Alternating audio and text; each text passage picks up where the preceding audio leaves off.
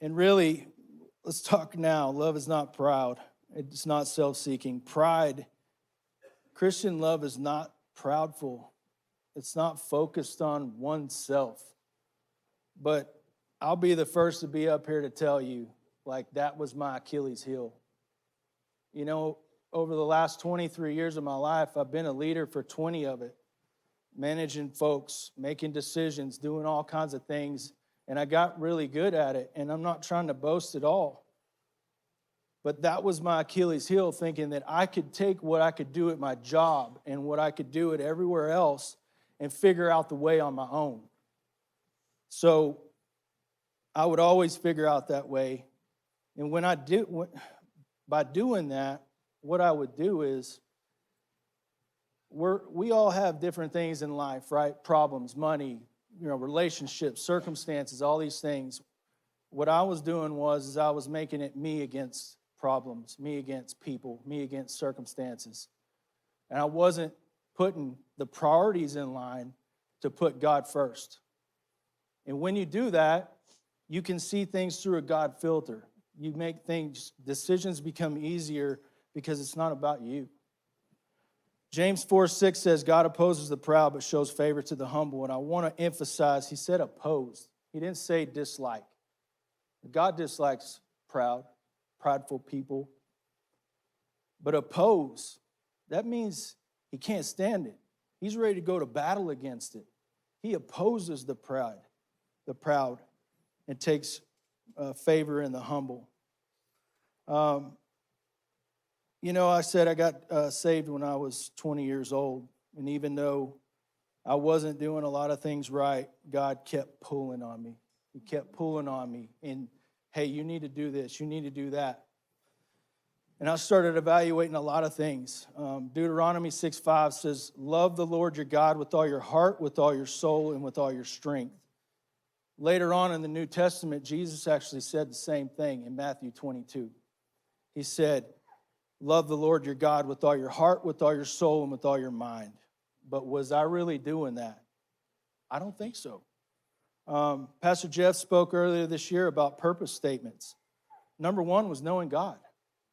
Do you know him? Does he know you? For me, I had a lot of room to grow. Finding freedom, discovering my purpose. Outside of being a leader, I didn't know what that was, right? Making a difference. I can tell you right now, I wasn't doing anything in this church to make a difference for those that may need to be made a difference to. And then I went to the men's retreat. We heard testimony last week about how powerful that was. And for me, man, it put me on my knees. It really did. Shep was able to humble me in ways that in 43 years of my life, I'd never been humbled through a lot of different things. But he talked about the 4 guarantees in life, and I think he shared it on that Sunday here as well. Number 1 is we're all going to be born. Number 2, we're all going to die. The third is we all will be judged. And the fourth is it's eternal. There's no coming back from it. And then he broke down the 4 types of people. The first is those who know God, and God knows them. They live for God. There's no disconnection there. Are they going to fall short? Absolutely, we're human. We're born with sin in our heart. The fourth, I'm going to fast forward to the fourth, is those who don't even pretend to know God. They're straight up non-believers.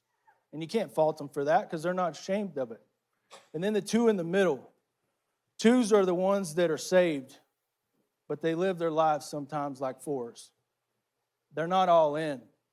They're the ones that, I'm going to do this one day and I'm not going to do that the next. And then you have your 3s. Your 3s are the ones that think they're saved, but they're not. They're the ones that Jesus doesn't know, that God doesn't know. And I was convicted big time. I knew I was a 2. As soon as he said that, there was no question about it.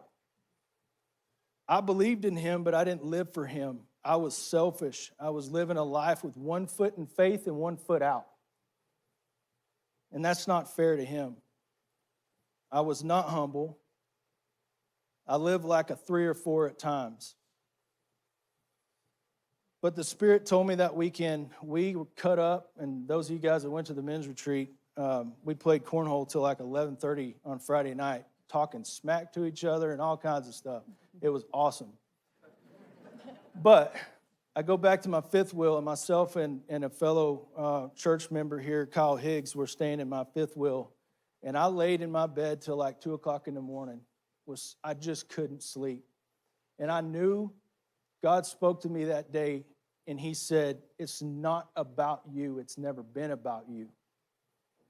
And it's not good enough for you to just know who I am. You need to learn how to serve me. And that's the first time in a long time that I felt like I was falling short and I had to do something different. You know, in Ephesians 5 tells us that we're supposed to love our wives the way that Christ loved the church. But do we really? Or are we just worried about the emotional love when we don't get the hug? That's not the love that Jesus gave. He gave agape love. That love is realistic. It's sacrificial. It's purposeful. It's personal. We take care of ourselves. We brush our teeth, comb our hair, take a shower, some of us. But do we really take the time to do that with our wives, with our children? Are we being sacrificial with our time, with our resources, with those things? And most importantly, purposeful. Men, we have been called to be the leaders of our house. Are we? I tell you right now, I was not. She prayed more than I did. My prayer was in the car when I drove to work. But since that day, you know, as a Marine and just, I'm a hard-headed guy. I'm telling you that right now.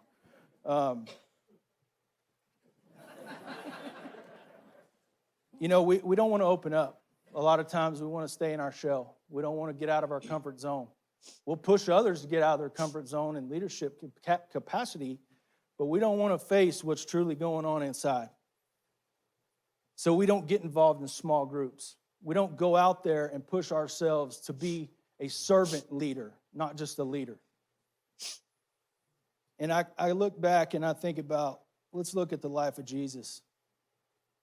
Really, truly look at what a leader was. He was the strongest man that I've ever studied. And I've read a lot of books on combat and all these other things to try to make myself stronger and smarter. But he was humble. I wasn't. I mean, I was humble at work, but not in my own marriage. He even washed the feet of his disciples. That's how humble he was. He did exactly what he expected them to do. He endured more temptation than any of us in this room will ever face combined. 40 days, 40 nights, no food, no nothing. He endured that. The big thing, and I'm going to leave the men, actually, I'll turn it over to you real quick. The world gives us many, many reasons to give up on loving people, loving our spouses. But I know for us, when Mark 10:9 says, therefore, what God joined together, let no man separate. Satan tried very hard. Many times. Many times. But we can't stop fighting. We have to cling to his word, get up every day and put on that armor and put it on with such confidence. I was reading a devotional one night, and it talked about the plan for us isn't perfect because we're perfect. The plan is perfect because God is perfect. As we think about God at work in us, we remind ourselves that imperfect as we are, God is perfection and has a plan for us. The plan is perfect because it comes from the perfect planner. And he's not done with us yet. No, not even close. So, talking about the armor, we realize that the only offensive weapon that we have against the enemy is the Word of God. It's the only offensive weapon. A couple of years ago, I had a lunch with Pastor Jeff, and I barely knew him. He barely knew me. And I was telling him my woes and all this, poor pity me stuff. And he looked at me and he said, when was the last time you read your Bible? And it was a great question, because at that time in my life, probably months. And he said, "You were a Marine, right?" I said, "Yes, sir." He said, "Don't y'all train all the time? Don't y'all prepare for battle? Don't y'all practice all the time?" Absolutely. You can't expect to win the battle by not preparing yourself, right? Practice and preparation should be harder than the actual battle. That's the hope, right? Any coach will tell you that. I'm going to push you harder today in practice than you're going to be pushed in the game, so that way you'll be prepared for it. But at the end of the day, what I realized is I wasn't preparing myself for the fight. I could do it in everything in life, but I couldn't do it in my own personal life. So I'm going to leave the men with a challenge. Because I don't know about you, I don't listen unless somebody challenges me.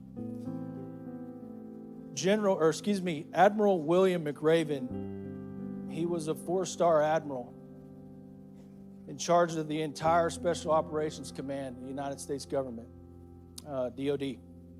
He gave a commencement speech at the University of Texas about changing the world. And he said, one decision can change the world. And he was specifically talking about leadership. Men, that decision we have is to lead our families. Are we doing that? Do we have other 2s in here? Do we have 3s? Are we leading our families in our spiritual lives? If we're not, fix it. That's a challenge. Fix it. I'll leave you with this, 1 Corinthians 13:13. But for now, until that completeness, we have 3 things to do to lead us towards that consummation. Trust steadily in God, hope unswervingly, and love extravagantly. And the best of those 3 is love. Thank you, guys.